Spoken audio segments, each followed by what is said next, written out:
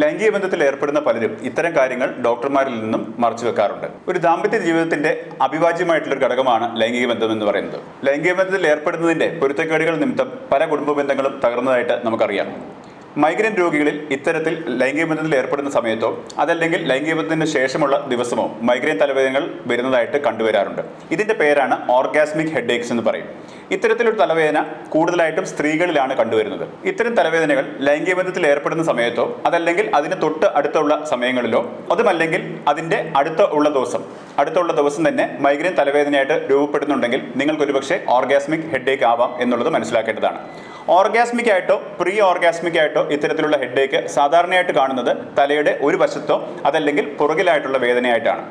ഇത്തരത്തിലുള്ള വേദന ചിലരിൽ കണ്ണിന്റെ ഭാഗത്തോ അല്ലെങ്കിൽ കണ്ണിനോട് ചുറ്റുമായിട്ടോ ഇത്തരത്തിലുള്ള വേദനകളും കണ്ടുവരാറുണ്ട്. ചിലരിൽ അതിതീവ്രമായിട്ടുള്ള ക്ലാസ്പിംഗ് അല്ലെങ്കിൽ ത്രോബിംഗ് ടൈപ്പ് ഓഫ് പെയിൻ വരാറുണ്ടെങ്കിലും ഭൂരിഭാഗം ആളുകളിലും ഒരു ഡൾ ഏക്കിംഗ് പെയിൻ കഴുത്തിലും തലയിലും മറ്റുമായിട്ട് സ്പ്രെഡ് ചെയ്യുന്നതായിട്ടാണ് കണ്ടുവരാറ്. ഇത്തരത്തിൽ റിപ്പീറ്റഡ് ആയിട്ട് ലൈംഗിക ബന്ധത്തിനായിട്ട് ശ്രമിക്കുമ്പോഴോ ലൈംഗിക ബന്ധത്തിൽ ഏർപ്പെടുമ്പോഴോ ഇത്തരത്തിൽ തലവേദന വരുന്ന പല ആളുകളും കാണുന്ന പരിഹാരം എന്ന് പറഞ്ഞാൽ ലൈംഗിക ബന്ധത്തിൽ ഏർപ്പെടുന്നതിനെ നിർത്തുക എന്നുള്ളതാണ്.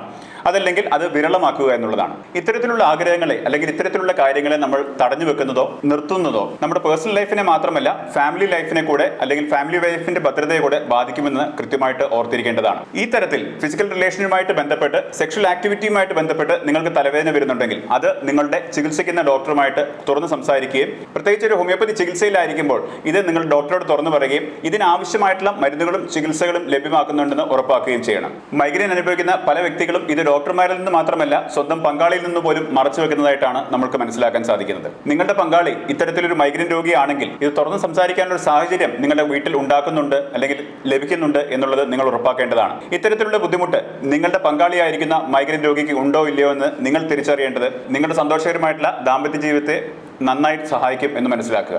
മൈഗ്രെയിൻ രോഗിയായിരിക്കുന്ന നിങ്ങളുടെ പങ്കാളിയുടെ ഇത്തരം പ്രശ്നങ്ങൾ തിരിച്ചറിയുന്നതിനും അതിന് കരുതൽ നൽകുന്നതിനുമായിട്ട് ഈ വീഡിയോ നിങ്ങൾ അവർക്കായിട്ട് ഷെയർ ചെയ്യുമല്ലോ.